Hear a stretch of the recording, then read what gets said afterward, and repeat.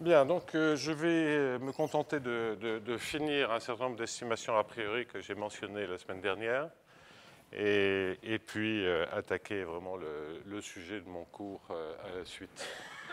Alors, donc, je ne vais pas du tout réexpliquer toutes les motivations et présenter cet exemple qui consiste à résoudre, penser par exemple qu'on a des conditions limites périodiques, moins ij de x diju, plus la norme du gradient de u, norme euclidienne par exemple, étant entendu qu'ici on peut prendre des Hamiltoniens qui essentiellement tendent vers l'infini à l'infini et tendent linéairement à l'infini vers l'infini. Et typiquement sont convexes si on veut s'intéresser vraiment à des questions d'ergodicité. On regarde pour comprendre le problème de contrôle stochastique ergodique, on a un paramètre epsilon positif, étant entendu que AIJ est donné par sigma IK, sigma JK, donc c'est une matrice qui est automatiquement positive ou nulle, symétrique, et les sigma F, tout est régulier. Ce n'est pas le problème. Donc, là, allez, je prends des risques. La conjecture, c'est que sans faire d'hypothèse sur AIJ, autre que celle que je viens de faire, la conjecture, c'est qu'effectivement, epsilon u epsilon est uniformément continu en epsilon, uniformément continu en x et uniformément en epsilon. Et ça, ensuite, il est assez facile de se convaincre, je ne le rappelle pas, que ça entraîne que epsilon u epsilon converge alors vers une constante quand epsilon tend vers 0 par valeur positive. Bien. Donc, cette conjecture est loin d'être établie. J'ai déjà signalé que des cas particuliers, il y a des cas particuliers qui sont, je reprends donc un tout petit bout du cours de la semaine dernière, donc des cas particuliers connus, déjà connus, c'est le cas où AIJ est une matrice qui est strictement positive, c'est-à-dire définie positive, on a un problème elliptique, et que l'autre cas qui est connu, c'est le cas où AIJ est identiquement égal à 0, c'est-à-dire qu'on a un problème du premier ordre, auquel cas, bien entendu, le gradient est borné, puisque l'on sait déjà que epsilon u epsilon est borné. Ça, c'est le principe du maximum. Epsilon u epsilon en norme L infini est majoré par f en norme L infini. Donc, certainement, si AIJ est égal à 0, le epsilon est borné, le f est borné, donc le gradient est borné. Donc, ces deux cas extrêmes, et bien entendu, on a envie de dire qu'entre les deux, ça doit encore être vrai. Alors, je ne pense pas que ça soit vrai, c'est-à-dire que je ne pense pas que ça soit aussi simple que ça. C'est-à-dire que dans les deux cas extrêmes, on arrive à démontrer dans ces deux cas que le gradient est uniformément borné.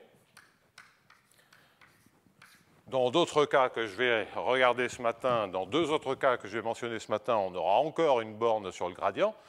Mais ça, autant je suis assez convaincu que la conjecture est vraie, c'est pour ça que j'appelle une conjecture et pas un problème ouvert, autant je ne suis pas convaincu que cette estimation soit toujours vraie. Alors, une remarque que j'ai dû omettre la semaine dernière, c'est qu'en dimension 1, c'est OK, la conjecture est vraie. Alors, la dimension 1 est évidemment très particulière parce qu'il n'y a qu'une seule direction pour la dérivée, il n'y a pas de gradient. Et donc, l'équation, je la réécris simplement, c'est moins a su seconde plus u prime, et je mets un epsilon, et je sais que ça, c'est borné.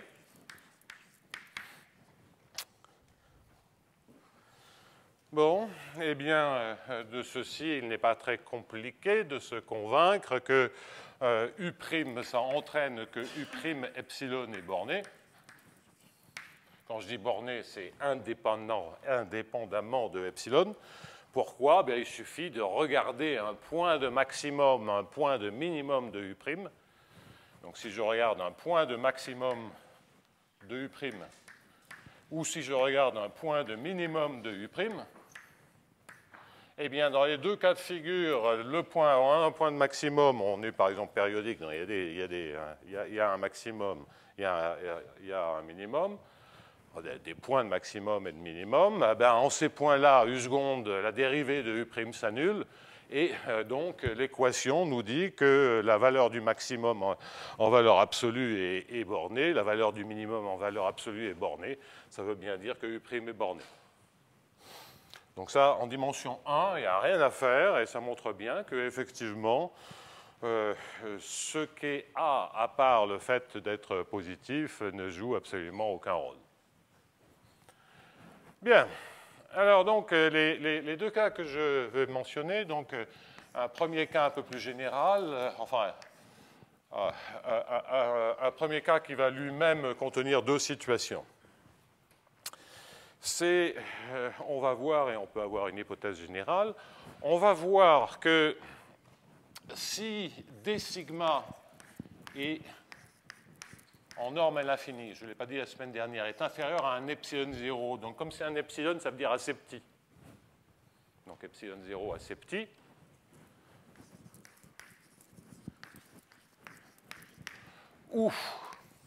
Et puis, on peut englober les deux conditions en une seule. On peut généraliser avec des blocs de variables, etc., etc. Donc, c'est vraiment des exemples de résultats atteignables. Et cette hypothèse est très différente. Elle va consister à dire que si je regarde, si j'appelle lambda bar la plus petite valeur propre de la matrice AIJ et lambda bar au-dessus est la plus grande, c'est une matrice symétrique positive ou nulle, donc toutes les valeurs propres sont réelles, positives ou nulles. Eh bien, l'hypothèse, c'est de dire que lambda bar est majoré par une certaine constante, C0 fois lambda bar, étant entendu que tout ça, c'est des fonctions de x. La plus petite valeur propre, c'est une fonction de x. Bon, il se trouve qu'elle est lipschitzienne, mais peu importe par rapport à x, ce n'est pas le point important. Donc, ce que ça veut dire, c'est qu'il y a un comportement isotrope de la matrice. Soit elle est définie positive, bon, là, c'est automatiquement vérifié, soit, en tout cas, si elle est minorée, si une valeur propre s'annule, ça veut dire qu'elle s'annule toutes. Ça veut dire que, d'une certaine manière, en chaque point, on est soit dans le premier cas, soit dans le deuxième. Et que si jamais il y a des points où on passe d'une situation à l'autre, c'est-à-dire s'il y a des points où la matrice s'annule, bien la manière dont elle va s'annuler se produit de manière isotrope.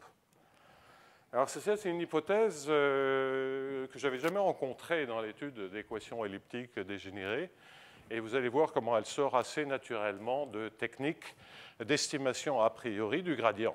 Après, il y aura un deuxième cas de figure que je regarderai. Alors,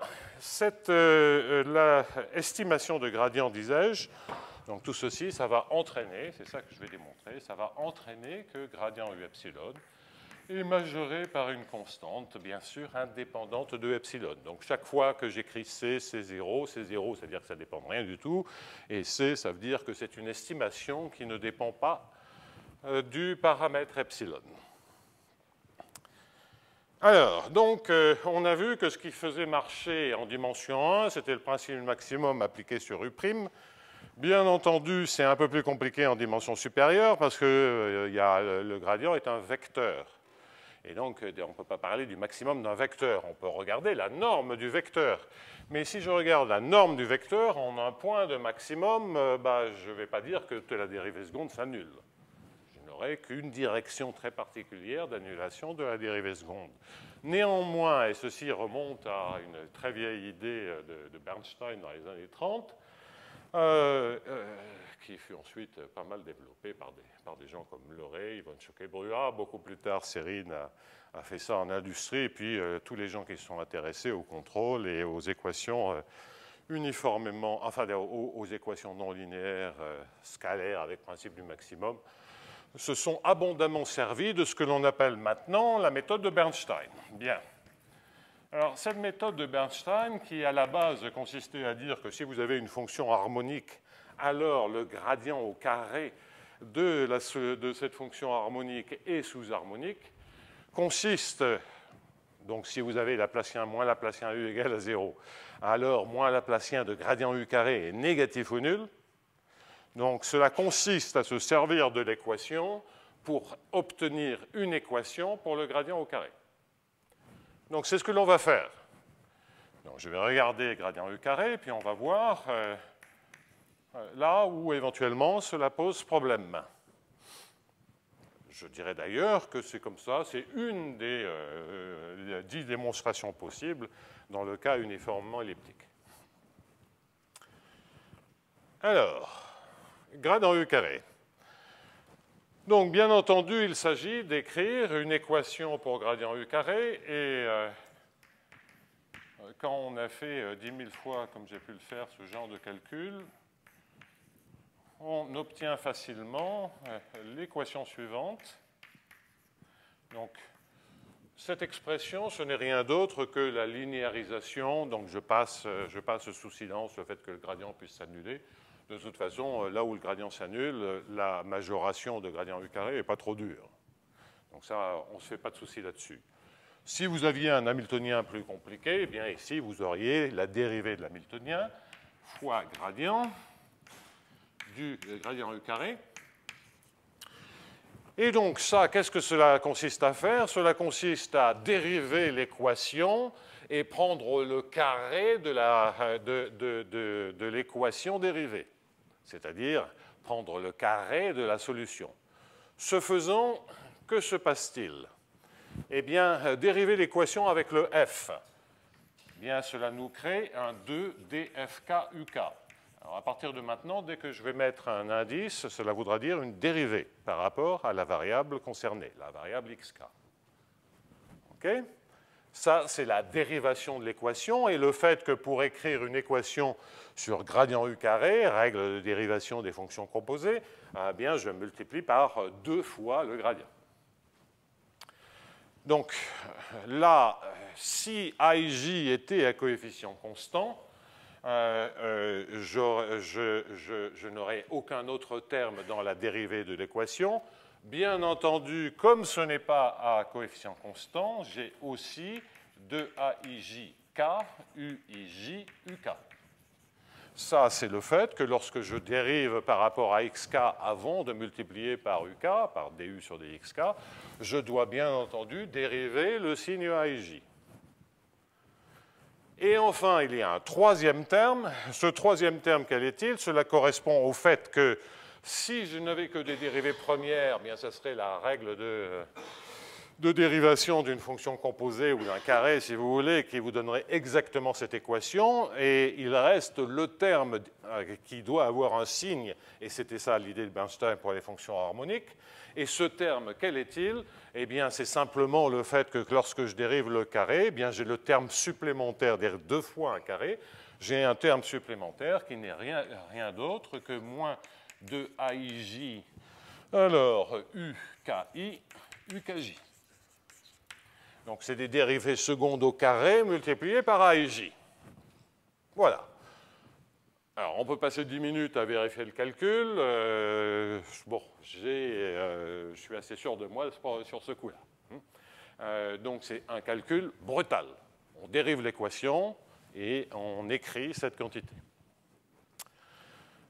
Alors, grosso modo, la technique de Bernstein, après il va falloir la compléter un tout petit peu, la technique va consister à maintenant, comment dire, la technique va consister à essayer d'obtenir une information en un point de maximum. En un point de maximum de gradient U carré. En un point de maximum de gradient U carré, là j'ai le gradient d'une fonction qui atteint son maximum, ça veut dire qu'en ce point-là, ça vaut 0. Et ici, la dérivée seconde en un point de maximum est négatif ou nul, donc ceci est positif ou nul. Vous voyez que le terme là, si je le fais passer de l'autre côté, il est aussi positif ou nul. Donc j'ai quelque chose qui est partout positif ou nul.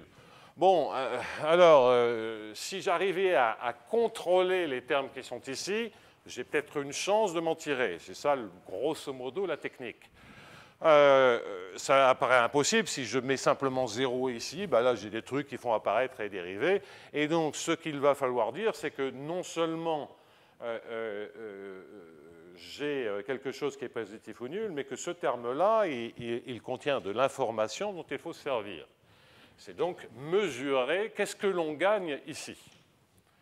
Donc si vous voulez, ceci, ce sont les mauvais termes. Donc, cela, c'est cela qu'il faut contrôler. Et puis là, il y a un bon terme qu'il faut analyser.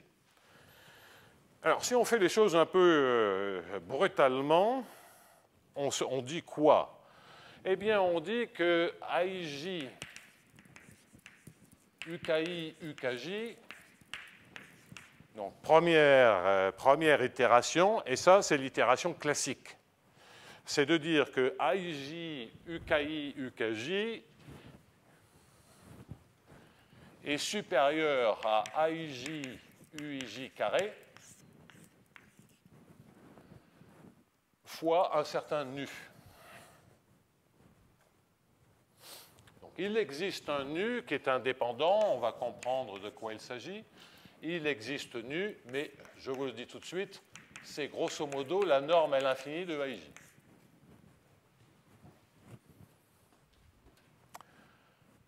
Alors, si on regarde ceci et si on pense que c'est la norme à AIJ infini, quand je dis grosso modo, c'est qu'il y a peut-être une constante qui dépend de la dimension entre les deux,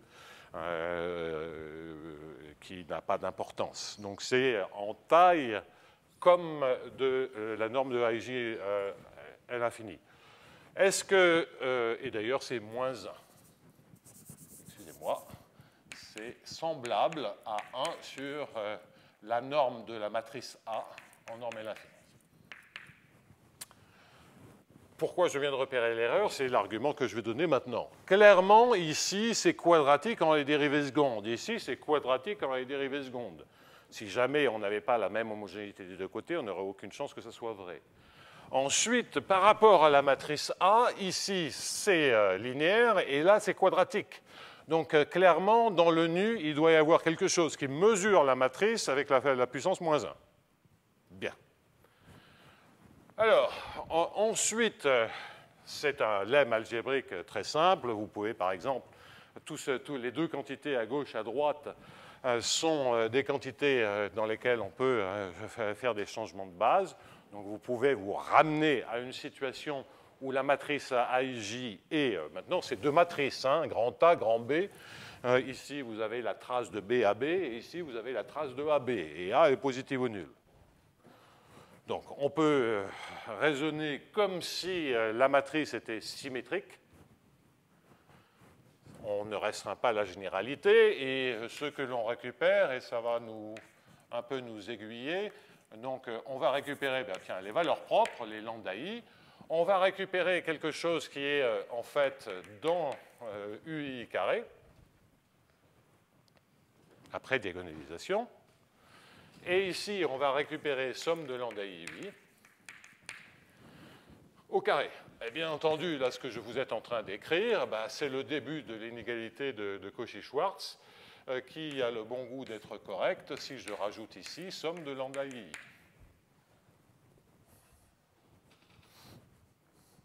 OK ? Qui se trouve être, bien sûr, la trace de la matrice A. Donc, si vous voulez quelque chose d'un peu plus précis, vous mettez 1 sur la trace de A.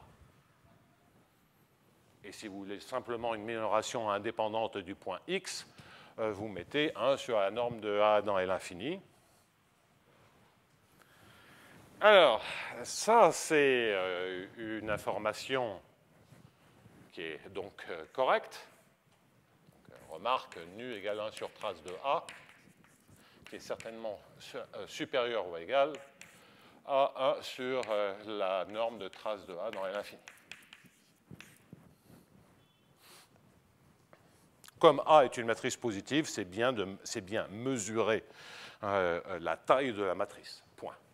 Qu'on ait la trace ou toute la matrice, c'est la même chose, c'est une matrice positive ou nulle. Et là, ça ne dépend pas de la dimension. Enfin bon, ça, c'est vraiment des raffinements qui ne servent à rien. Alors, donc ça, c'est bien gentil, mais est-ce que ça fait avancer Schmilblick? Bah oui, parce que maintenant, si on se resserre de l'équation, vous voyez que epsilon, u epsilon et f sont bornés, on l'a déjà dit, et que donc on sait déjà que IJ, UIJ, eh bien, il est moins la norme du gradient, bah que ceci, c'est borné. Donc, lorsque vous prenez le carré de A et J, c'est comme si vous preniez le gradient de U au carré.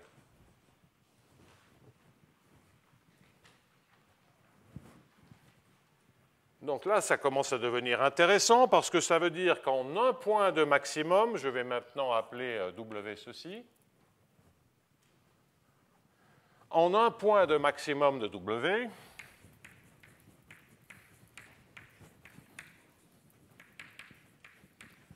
qu'en déduit-on? Nous en déduisons que nu fois W de x0 de W en ce point-là, c'est au carré, est majoré par quoi? Pourquoi majoré? J'ai fait passer ce terme-là, je l'ai minoré, ça c'est positif ou nul, ça vaut 0. Donc W au carré, non, ça fait peut-être beaucoup de carrés quand même, c'est W. W est le gradient carré. Eh bien, 2fk uk, f est régulière, donc fk c'est une fonction bornée.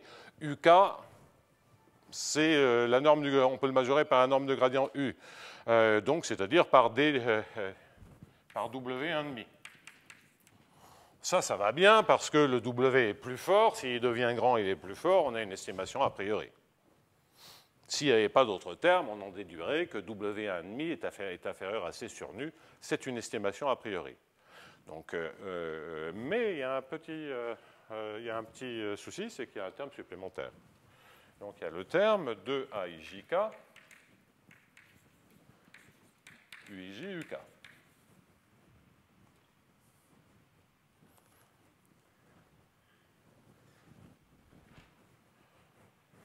Vous observez d'ailleurs également que je peux prendre tout le nu ou je peux garder un peu. Donc je coupe en deux, je n'essaie pas du tout de faire les choses de manière absolument optimale. Je peux être prudent et on ne sait jamais, comme j'ai un terme en général supplémentaire, peut-être qu'il peut encore servir celui-là. Donc ce que je viens de dire, je change un tout petit peu. Déjà, c'est une deuxième itération. Je rajoute plus un demi de 2, ça n'a aucune espèce d'importance. AIJ, UKI, UKJ. Donc voilà mes bons termes. Celui-ci, on peut l'ignorer et il me reste à gérer celui-là. Alors revenons à l'expression. J'ai pris un carré, mais ce n'est vraiment pas le point important. Sinon, ça serait la régularité de AIJ. Ça, c'est ce que Oleinik avait observé à la fin des années 50. Ça ne nous rajeunit pas. Mais bon, avec un carré, les choses se voient plus simplement. Et donc, si ici, je vais mettre un alpha pour pas mélanger les dérivés en xk et puis des coefficients de la racine carrée rectangulaire de la matrice AIJ, puisque sigma n'est pas nécessairement une matrice carrée. Il peut y avoir beaucoup plus de colonnes que de lignes. De lignes, il y en a D. Là, on n'a pas le choix. Il faut que ça fasse AIJ. Mais il peut y avoir beaucoup plus de colonnes pour bien mieux factoriser ce carré. Bien, alors, où en étais-je? Donc, si je reprends ce terme, le 2, évidemment, il n'est pas essentiel, mais AIJK, UIJ, UK. AIJK, si maintenant je remplace AIJ par ce que c'est, ça fait sigma I alpha K, sigma J alpha UIJ, le tout multiplié par UK. Et puis le terme où j'échange I et J. Mais si j'échange, au lieu de dériver sigma I alpha, je dérive sigma J alpha. Mais comme la dérivée seconde est symétrique en I et J, ça me fait donc 2 fois ce terme-là. Donc j'avais un 2, ça m'en fait 4, mais de toute façon, je ne suis pas en train d'établir la bonne constante, c'est pas la bonne, ça ne suffira pas. Et donc ce terme-là, en valeur absolue, je vais maintenant rajouter le 2 devant pour bien qu'on repère de quoi il s'agit. Donc ça m'en fait 4 ici, avec une valeur absolue. Et ça, par quoi je peux le majorer brutalement? Eh bien, on voit que c'est une constante, c'est 0, fois d sigma dans L infini. La constante étant essentiellement 4, modulo la manière dont on définit la norme. Donc, il peut y avoir une autre constante qui dépend de la dimension qui flotte. Ça n'a aucune espèce d'importance. On voit que l'on a W1,5 qui sort, parce que c'est le gradient. UK, je le majore par le gradient. Et ce qu'il me reste, c'est la quantité sigma J alpha UJ.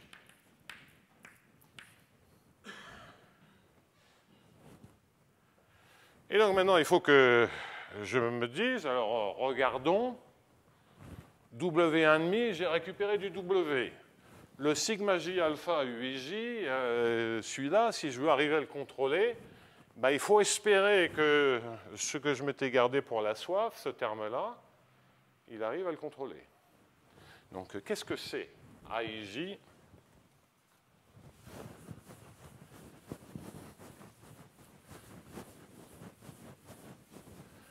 AIJ, UKI, UKJ.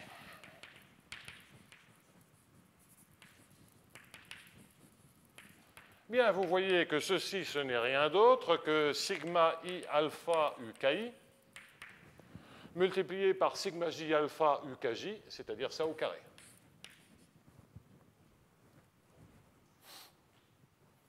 Donc, c'est le carré de ça. Donc, ce que je récupère, c'est affecté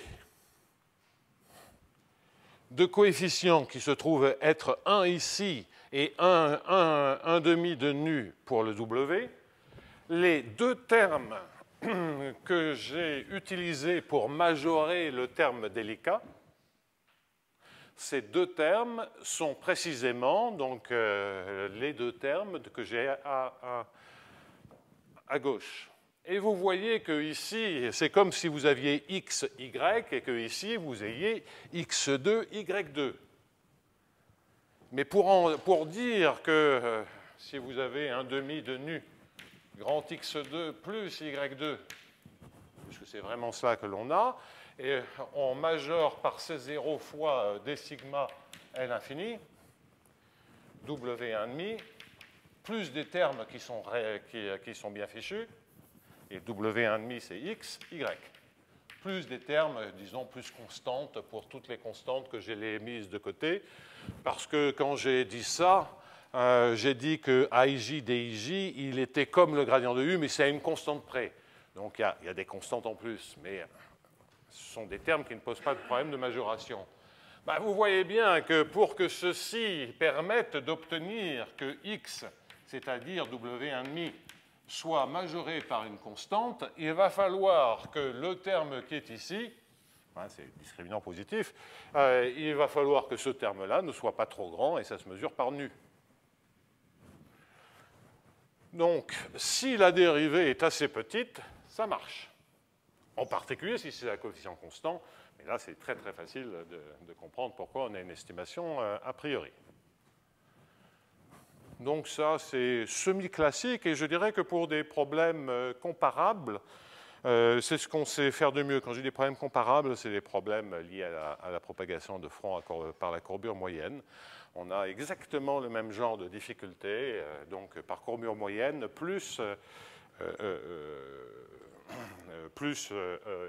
une vitesse variable. Bon, bref, on a des conditions tout à fait du même tonneau. Alors, ça ne contient pas tout à fait le cas uniformément elliptique, puisque même dans le cas uniformément elliptique, il semble y avoir une condition. Alors, dans le cas d'un coefficient uniformément elliptique, comment on s'en tire? Donc là, on comprend pourquoi des sigma petits jouent un rôle. Alors, donc, une des démonstrations possibles dans le cas uniformément elliptique consiste à faire une modification de la méthode de Bernstein, à nouveau très classique, dans lequel on va changer de fonction auxiliaire, on va garder gradient U carré, mais on va rajouter quelque chose.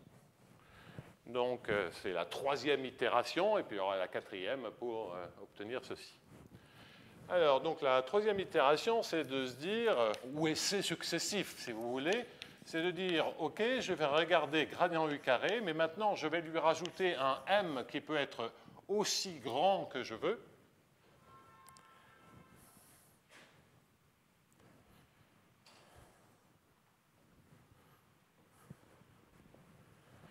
Et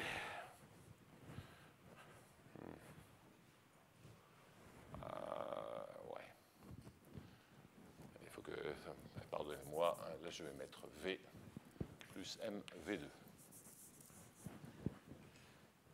Donc, si ça c'était la première étape, donc petit i, donc je vais passer maintenant à 2i, dans lequel je ne vais pas forcément chercher à démontrer une estimation de gradient U epsilon. Je vous rappelle que ce que l'on cherche à comprendre, c'est que epsilon U epsilon est uniformément continu. Donc je vais maintenant travailler avec V epsilon égale epsilon U epsilon. Parce que là, je vais demander beaucoup. C'est de dire, bon, peut-être que U epsilon, si epsilon U epsilon tend très bien vers une constante, si la constante est non nulle, ça veut dire que U epsilon elle-même explose, mais que ça devient constant comme epsilon, parce que le gradient est borné. Je n'ai pas besoin d'en savoir autant pour conclure, pour l'ergodicité. Ce que je veux, c'est epsilon U epsilon.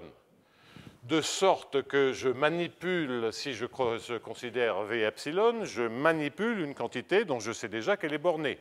Si je rajoutais au niveau de U epsilon, j'aurais aucune chance de démontrer que c'est borné, puisque U epsilon explose. U epsilon, il se comporte a priori comme une constante divisée par epsilon. Alors, quelle équation ce V epsilon satisfait? Bon, c'est une équation encore plus simple. Là, j'ai pris un exemple où il est facile d'écrire les choses, mais ça, c'est vraiment général. C'est la même équation, à part que le f est remplacé par epsilon f. Vous multipliez tout par epsilon. Donc, a fortiori, tous les calculs que je viens de faire restent vrais, à part que la seule modification, ce sera de remplacer la lettre U par la lettre V et de remplacer F par epsilon F. Bon, ça m'évite. Donc attention, on modifie la méthode de Bernstein, mais on va essayer d'obtenir une estimation beaucoup plus faible, beaucoup plus faible, puisque c'est epsilon fois le gradient. Mais ça suffit pour conclure qu'il y a ergodicité, qu'il y a homogénéisation, peu importe le point de vue que vous voulez avoir. Bien.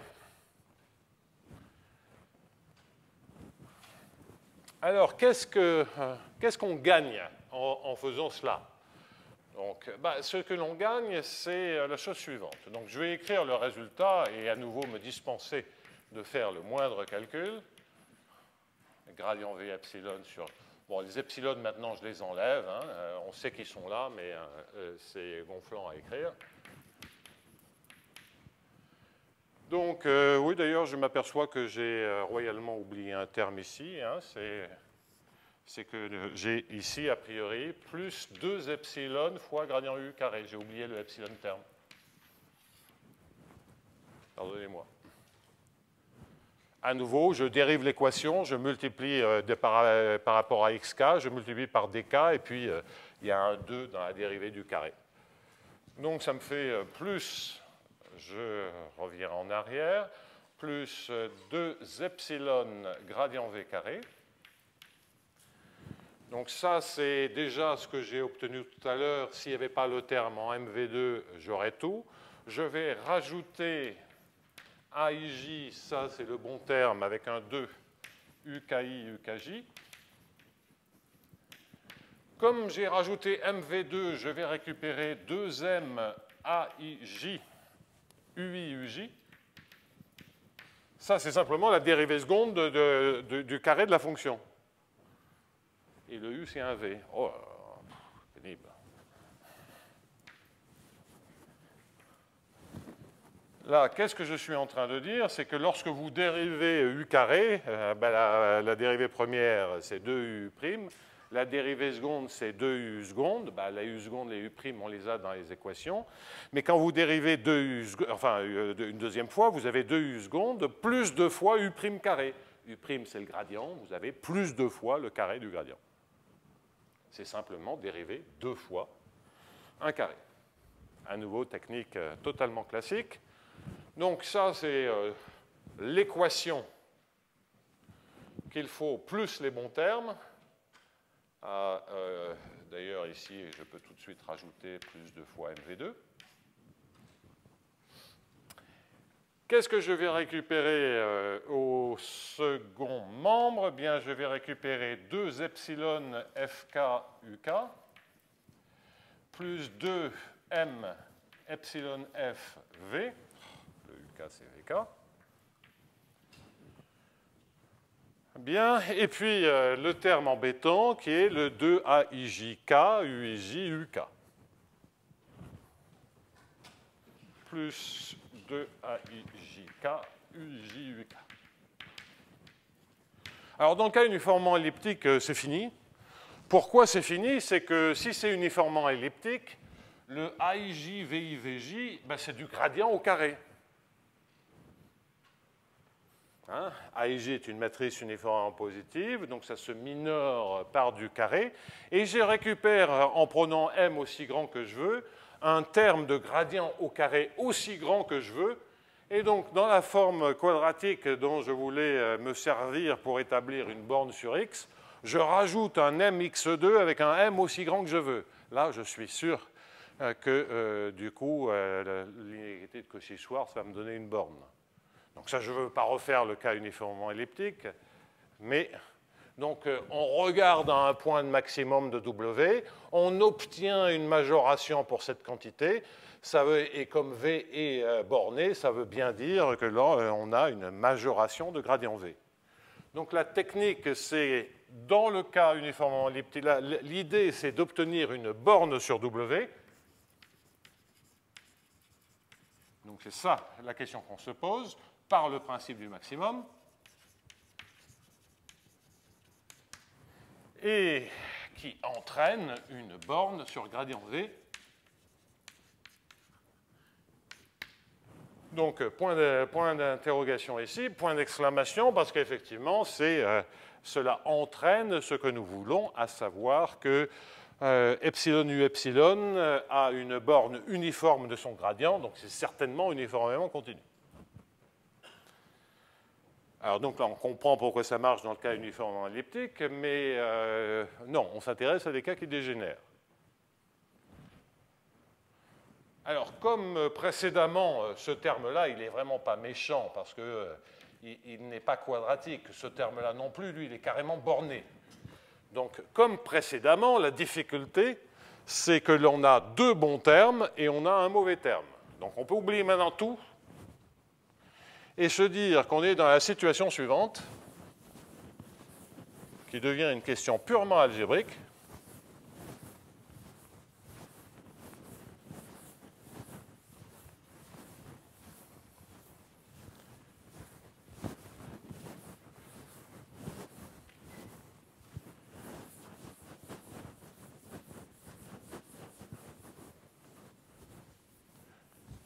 Et je vais écrire ce que l'on voudrait avoir.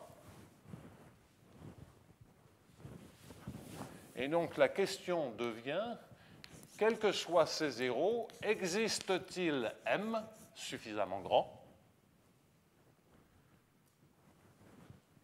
tel que C0 fois le gradient de V fois, et on a vu ce que c'était tout à l'heure, hein, sigma alpha, sigma I alpha UIJ, bien ça, c'est bien ça. Est-ce que ceci, je peux le majorer par... Pardon? Est-ce que je peux le majorer par les bons termes, c'est-à-dire AIJ, et c'est un V, oh là là, j'oublie toujours, AIJ, VKI, VKJ, plus M fois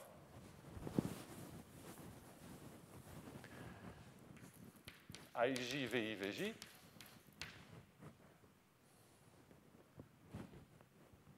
sachant que AIJ, bien entendu, c'est sigma I alpha, sigma J alpha, c'est le carré de cette matrice, et sachant aussi que AIJ, VIJ est égal à gradient V.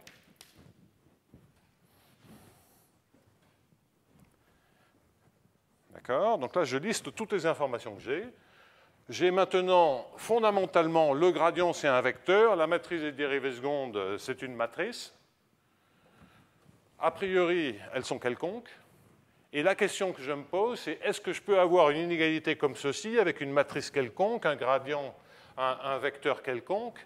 Là, vous voyez que vous avez des formes quadratiques qui font apparaître AIJ, qui est une matrice qui peut dégénérer. Et vous avez l'information supplémentaire, cette information qui lie la dérivée seconde et la dérivée et le gradient. Donc là, si vous voulez, j'ai listé toutes les informations. Au fond, ce que l'on a vu jusqu'à présent, c'est que si C0 est petit, ça c'était d sigma petit, ben c'est vrai. Et on a vu que dans le cas uniformément elliptique, comme ça, je peux dire que c'est un gradient au carré avec un m aussi grand que je veux, ben c'est vrai aussi. Algébriquement, ce genre d'inégalité, quand est-ce que c'est vrai? Ce qui permet d'obtenir des bornes. Eh bien, ce genre d'inégalité est vrai si et seulement si on a l'isotropie de la matrice. C'est-à-dire que toutes les valeurs propres sont comparables. Alors, ce n'est pas tout à fait évident algébriquement. Et, je ne vous cacherai pas que j'ai remplacé ça par des matrices. J'ai minimisé ceci pour M, voire j'ai regardé comment, quand M tend vers l'infini, l'infimum se comporte. Et je me suis rendu compte qu'algébriquement, il y avait une réponse simple. Alors, déjà, pourquoi il y a un espoir lorsque ça dégénère? Bon, ben on va faire comme si tout était scalaire. Hein? On va dire que ici, j'ai C0, ici, j'ai valeur absolue de B, ou ça pourrait être une norme de B, ce n'est pas très grave, ça pourrait être un vecteur. Ici, je vais dire, bon, pourquoi remplacer par un scalaire? C'est que si on suppose que toutes les valeurs propres sont à peu près pareilles, bon, c'est quand même grosso modo dire qu'il n'y a qu'une seule valeur caractéristique qui apparaît, en termes de taille. Bon, après, il y a toute l'algèbre qui est un peu plus compliquée. Donc, sigma, bah, je vais l'appeler sigma, je vais l'appeler sigma. Et VIJ, je vais l'appeler A, hein, je pense en scalaire. Hein. Juste pour comprendre, est-ce qu'on a une chance que ce soit vrai, ce bazar-là? Et après, essayer de comprendre pourquoi le caractère isotropique fonctionne. Eh bien, ici, je vais avoir sigma 2 A2 plus M sigma 2 B2. Et qu'est-ce que je sais en plus? Je sais que sigma 2A est égal à B.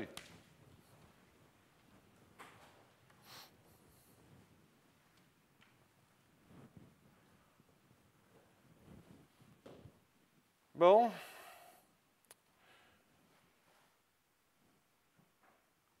Alors, pourquoi ceci, même celle-là d'inégalité n'est pas tout à fait évidente. Hein, il y a quand même, on veut que ça soit vrai avec une constante m qui ne dépend pas de sigma. Sigma est a priori quelconque, positif ou nul si vous en avez envie, mais quelconque, majoré, mais autrement dit quelconque. Le cas uniformément elliptique, ça nous dit que si sigma est strictement positif et minoré, il n'y a aucun souci.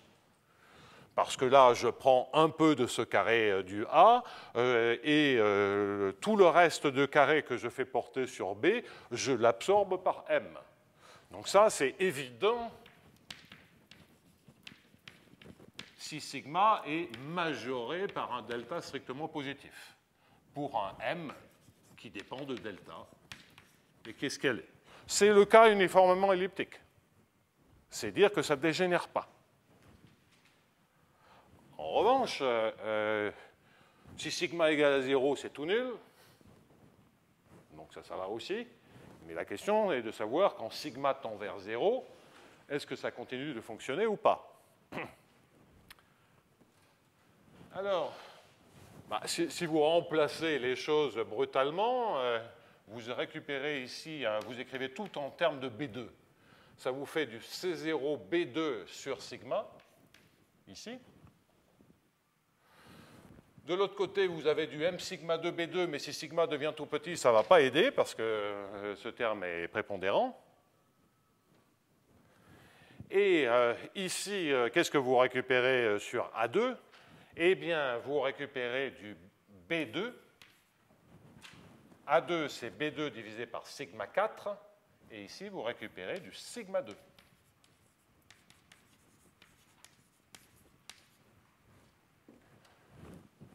Donc, vous oubliez le commentaire que j'ai fait avant, mais c'était pour comprendre comment on se dépatouille. Et simplement, ce que vous voyez, c'est que si vous remplacez, si vous remplacez partout où apparaît A, vous remplacez par du B, bien vous voyez que vous avez ici du C0 sur sigma, B2, il y a du B2 partout. Et vous êtes en train de vous demander, est-ce que C0 sur sigma est majoré par 1 sur sigma 2 plus M sigma 2? La réponse est oui. Parce que pour sigma supérieur à delta, c'est vrai, et pour sigma petit, c'est le 1 sur sigma 2 qui gagne. Donc c'est vrai pour sigma petit, et dès que sigma est minoré, c'est vrai. Mais ce n'est pas une inégalité de Cauchy-Schwarz, c'est autre chose. Donc c'est bien dire que lorsqu'on va vers la dégénérescence, ce terme-là, il nous aide à contrôler les choses. Alors maintenant, est-ce que ceci fonctionne si on n'a pas que des scalaires et des matrices? Eh bien, vous faites exactement le même argument. Je ne vais pas reprendre le détail du calcul algébrique. Vous faites exactement le même argument en supposant donc, que toutes les valeurs propres ont le même ordre de grandeur, et vous avez exactement la même démonstration. Si toutes les valeurs propres ont la même ordre de grandeur, vous êtes en train essentiellement de faire la même démonstration que dans le cas scalaire. Donc si toutes les valeurs propres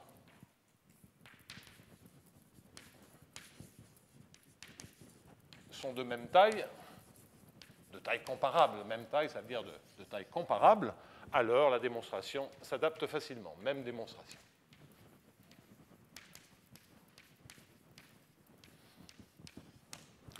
Le fait que vous n'ayez pas un seul A mais une matrice ne change absolument rien à l'affaire.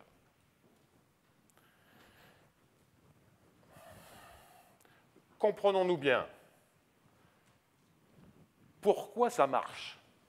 Cela marche parce que, quand tout à l'heure j'ai écrit cette inégalité qui est encore mal effacée, je disais que le nu est homogène à l'inverse de A. Okay? Donc, quand A tend vers 0, le nu il devient immense localement. Okay?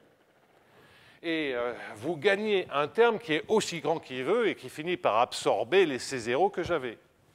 Donc, en fait, si on fait un retour sur l'inégalité de tout à l'heure, c'est AIJ, UKI, UKJ, je réécris ceci, est supérieur à AIJ, UIJ carré, et on a vu tout à l'heure que ce qui sortait ici, c'était la trace de A. D'accord?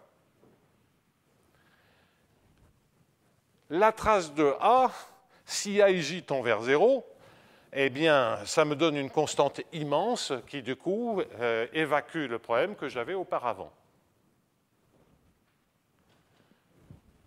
La question, c'est qu'on pourrait très bien avoir, et c'est là où l'isotropie joue un rôle, c'est que l'on pourrait très bien avoir la trace qui reste minorée sans qu'on gagne rien,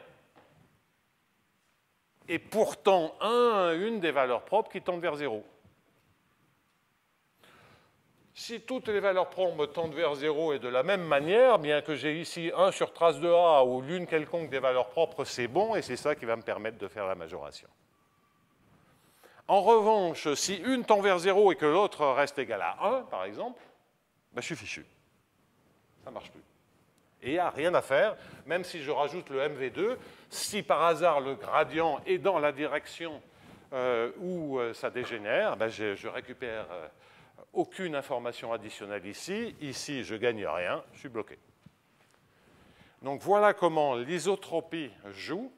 C'est parce qu'on gagne globalement quelque chose, mais qui est typiquement de l'ordre de la trace. On pourrait se dire, attendez, ce n'est pas une preuve. Mais on construit des contre-exemples. C'est-à-dire que si ce n'est pas isotrope, ce genre d'inégalité que je suis là n'est pas vrai.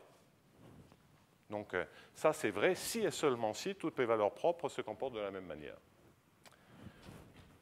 Et l'idée, c'est vous prenez une matrice diagonale, vous mettez un 1 et puis un epsilon destiné à tendre vers 0. Le gradient, vous le mettez 0 sur la première coordonnée, immense sur la deuxième coordonnée, et vous obtenez une contradiction. Donc là, il n'y a rien à faire. Cette inégalité ne peut être vraie que dans des cas isotropes. Donc ça veut dire, et honnêtement, on peut se dire peut-être qu'il y a d'autres manières d'obtenir des majorations, mais collectivement, la communauté sur ce type d'équation y a passé du temps à obtenir des estimations a priori. Et là, j'ai vraiment extrait tout ce que je pouvais de la seule méthode générale connue pour estimer un gradient. Donc, il y a un souci.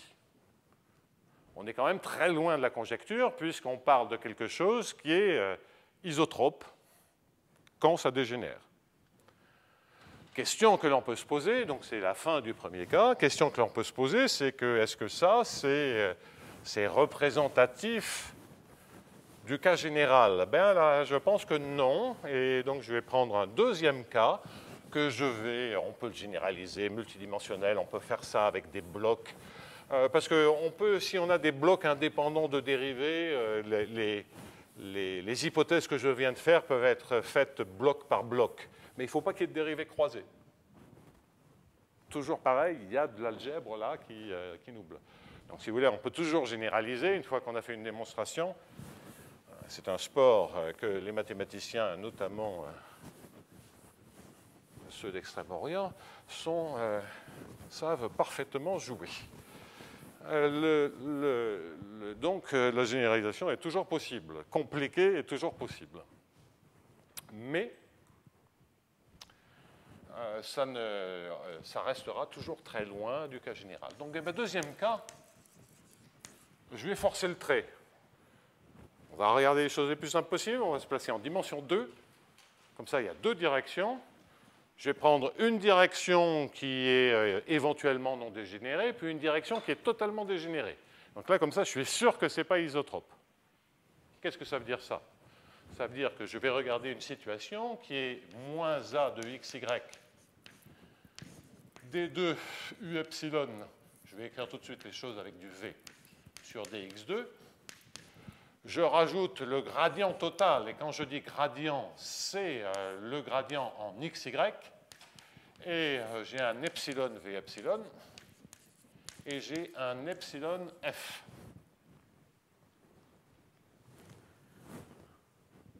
Pensez A strictement positif. La matrice AIJ dont je parlais tout le temps, c'est la matrice A, 0, 0, 0. Il y a une valeur propre qui est toujours nulle et l'autre valeur propre qui est A. Bon, ben ça, c'est certainement pas vrai. L'hypothèse d'isotropie est violemment fausse. Bon, alors donc la démonstration précédente s'effondre. Ça, c'est bien.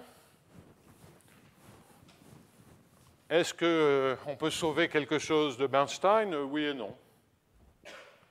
En tout cas, rien qui nous permette d'atteindre le gradient, et je ne suis même pas sûr que le gradient de V epsilon soit toujours borné dans ces situations-là.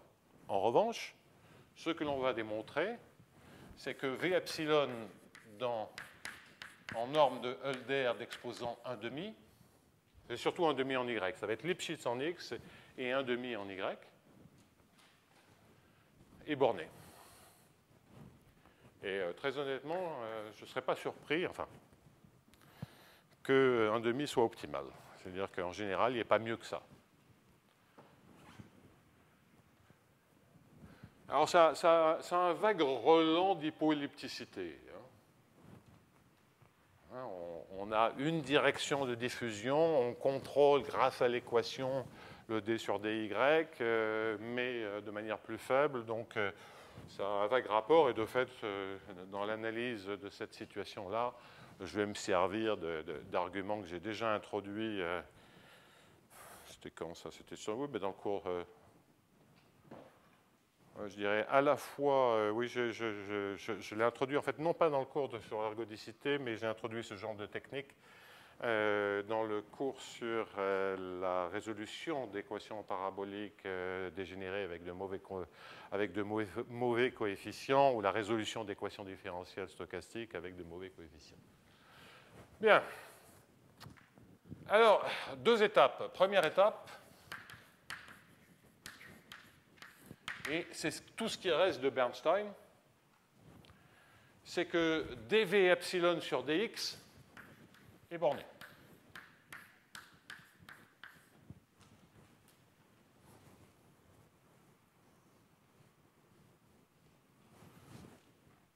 Bah oui, là c'est unidimensionnel, donc vous me direz, bon, on va écrire, on va faire la même démonstration que tout à l'heure avec le max et le min. C'est une manière. En fait, 1D, si vous prenez le max et le min, bah d2v sur dx2, ça s'annule. Je sais que le gradient il est plus grand que la valeur absolue de la dérivée première, donc la valeur absolue du max et la valeur absolue du min, ça marche. Donc ça paraît 1D. En fait, si c'était multi-D, à ce moment-là, vous pourriez refaire la même démonstration que précédemment, et donc vous auriez ou tous les cas 1D, ou tous les cas précédents en X. Ça veut dire quoi, tous les cas précédents en X? Ça veut dire bien sûr A égale à 0, mais ça, c'est pas le plus intéressant. Ça veut dire une matrice, hein, si X est multidimensionnel, ça veut dire une matrice définie positive. Ça veut dire aussi la dérivée de la matrice petite, et ça veut dire aussi la matrice est isotrope. Parce qu'il se trouve que le fait que vous ayez un gradient ici par rapport à des variables supplémentaires, bah, ça ne change rien. Ça rajoute un tout petit peu d'informations, mais ça ne change rien à la démonstration, c'est la même démonstration que précédemment. Et donc on obtient que par rapport au paquet de variables dans lesquelles on a des dérivées, ça marche. Mais il y a d'autres variables qui sont cachées dans la norme du gradient. Alors on aura envie de dire, bon, cela ne diffuse pas, c'est peut-être comme le cas où AJ est égal à 0. Oui, mais AJ est égal à 0, je regarde l'équation et je dis c'est borné. Tandis que là, je regarde l'équation, j'ai une dérivée seconde en X. Et ce que j'ai obtenu comme information, c'est une dérivée première en X. Donc il m'en manque. Alors, on va invoquer le dieu interpolation et puis on va faire une vraie démonstration. Je ne sais pas qu'on ne puisse pas faire une démonstration à base par la théorie d'interpolation, mais ce n'est pas forcément les choses qui sont bien répandues. Qu'est-ce que ça veut dire que dv epsilon sur dx est majoré? Bon.